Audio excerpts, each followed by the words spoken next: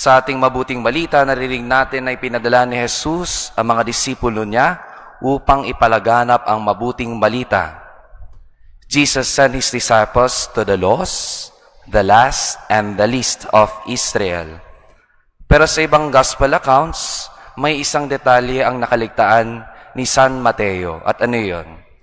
Jesus sent His disciples by two.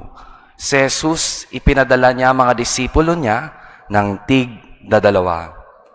Bakit po tig-dadalawa?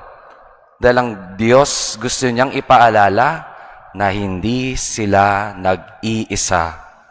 Lagi silang nagdadamayan at hindi sila mapapabayaan.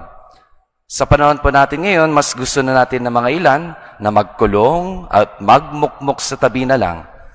Nasanay siguro tayo, lalo na nung dulot ng pandemya, na magandang mag-isa, lalo na pag magtatrabaho at pinipiling wala na lang may kasama. Pero marami din po na nalulumbay sa pagiging mag-isa. Hindi mapakali kapag ang mahal nila sa buhay ay umaalis sa mga tahanan nila.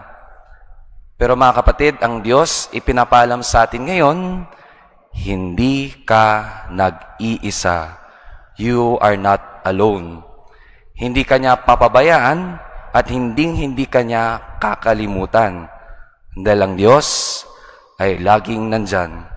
Sa panahon po natin ngayon, lagi niyo pong tandaan na ang Diyos ay ang Diyos na laging nandiyan. Emmanuel, God who is with us.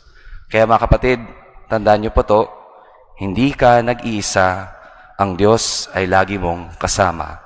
Now in silence we pray. Dearest Lord, be with us always, now and forever. Amen.